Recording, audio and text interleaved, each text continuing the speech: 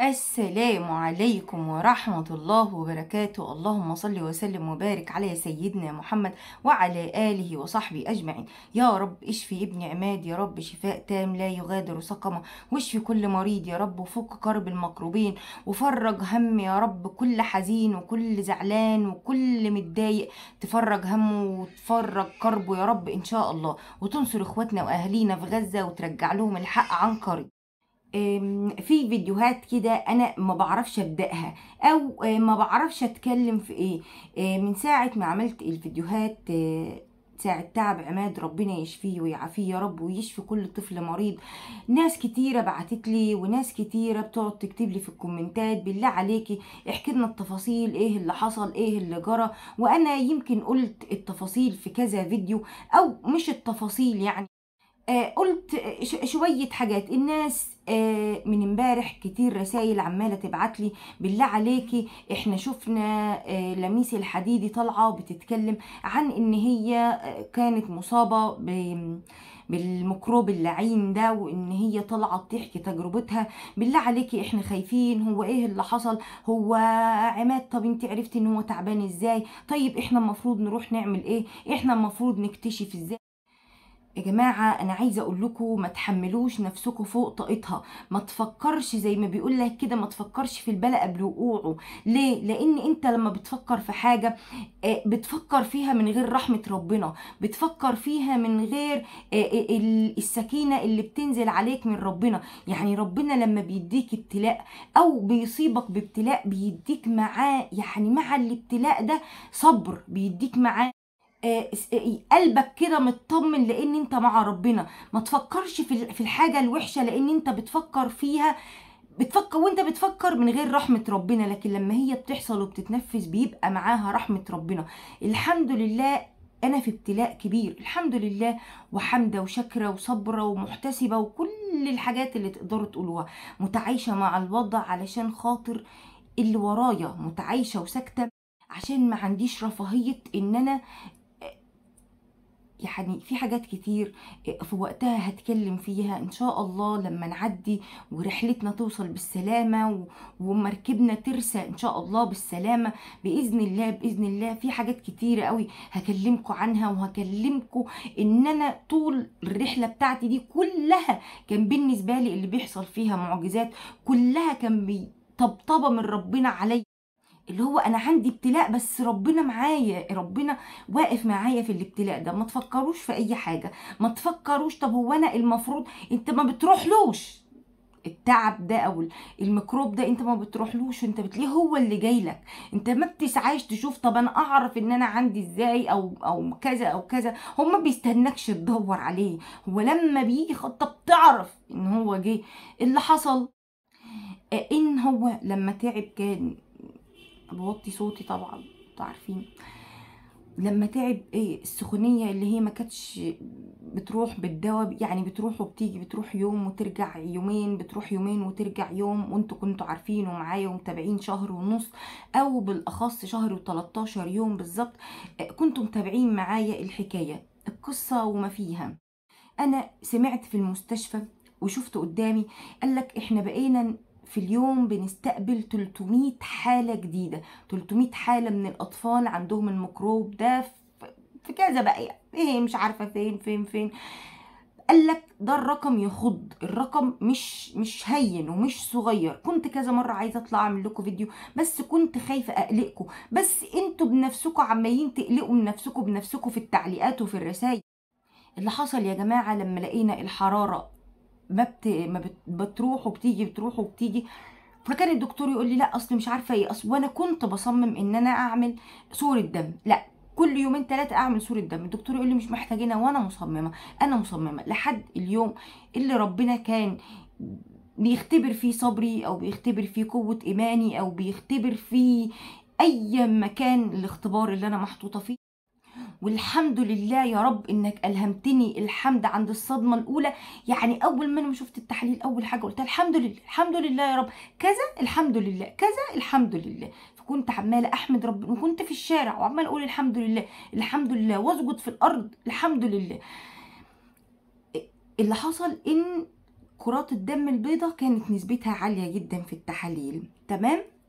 لما الدكاترة بيلاقوا كرات الدم البيضاء عالية في التحاليل بيطلبوا تحليل تاني يقول لنا كرات الدم البيضاء دي عالية علشان ايه، وظيفتها ايه، عالية علشان ليه عليت.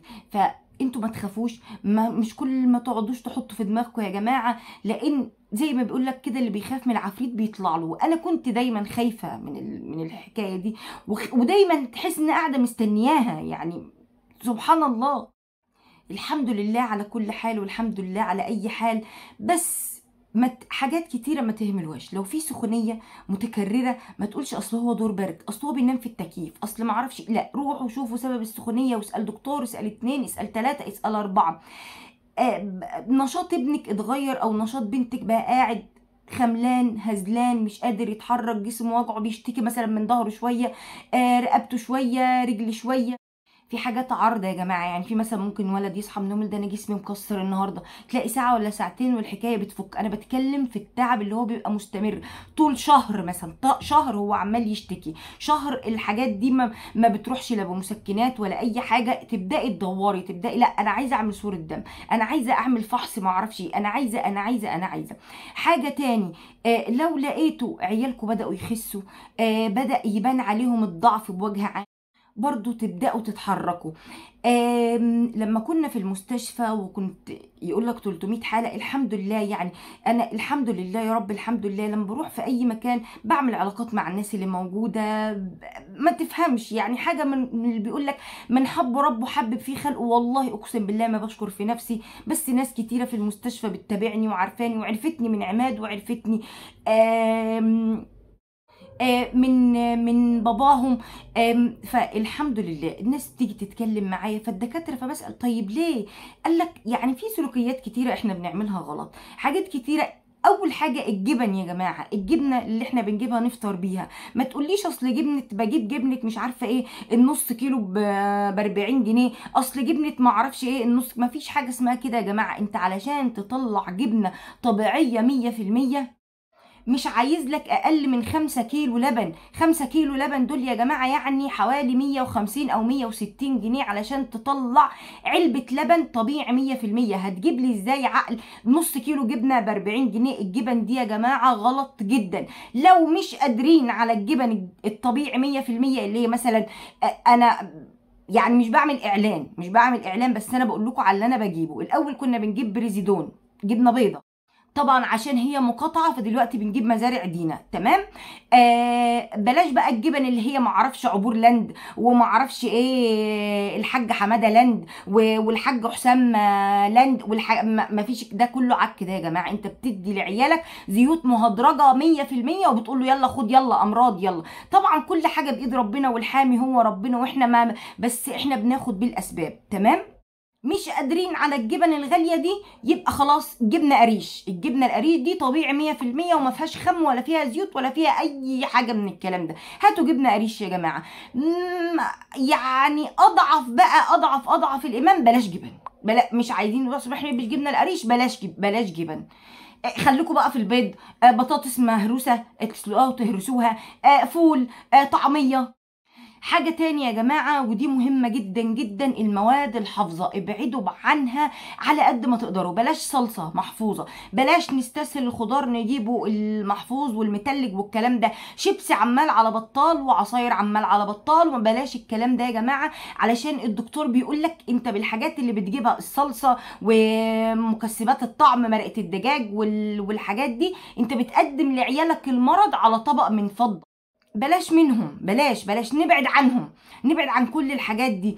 كل ما يقولك ان انت تبقى عندك عادات غذائيه متوازنه فانت كده تمام. عاده غذائيه متوازنه ازاي؟ يعني المقليات دي مش كل يوم. احنا كان العيال مثلا عندهم استعداد يفطروا يتغدوا يتعشوا بطاطس محمره، بانيه، مثلا قاعدين زي ما تعمل لنا ستريبس، ما تعمل لنا ناجتس، ما تعمل كتر الزيوت دي برده مش حاجه حلوه.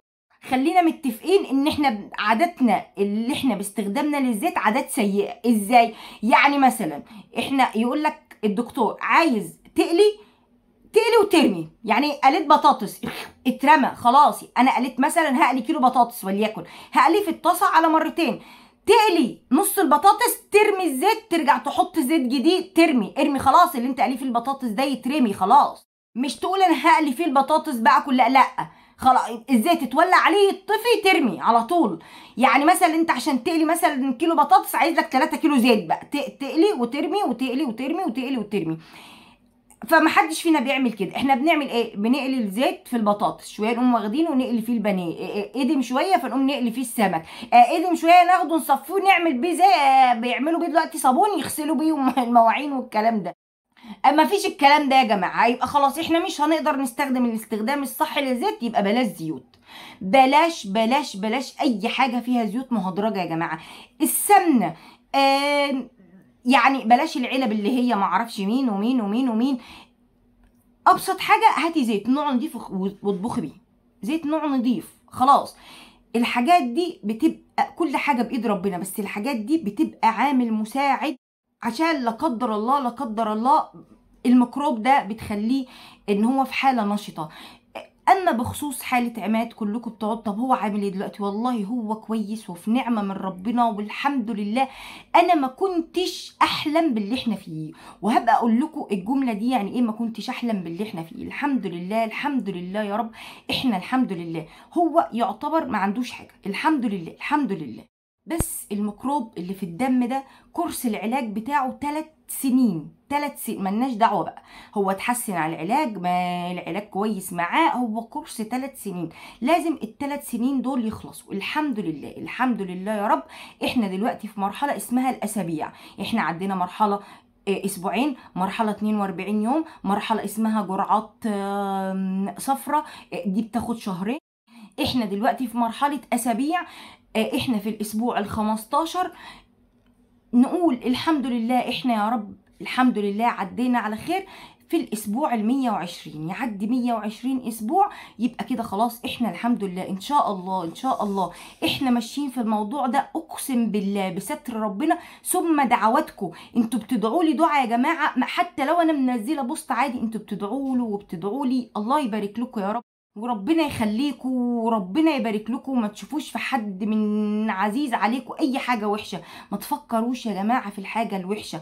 والله انتوا بتفكروا من غير رحمه ربنا، لكن لما بينزل علينا الابتلاء بيبقى معاه رحمه ربنا، بتخفف عنا كتير كتير كتير. الحمد لله احنا في الاسبوع ال15، بقينا 105 اسبوع ان شاء الله يا رب باذن الله هيعدوا على خير باذن الله ان شاء الله.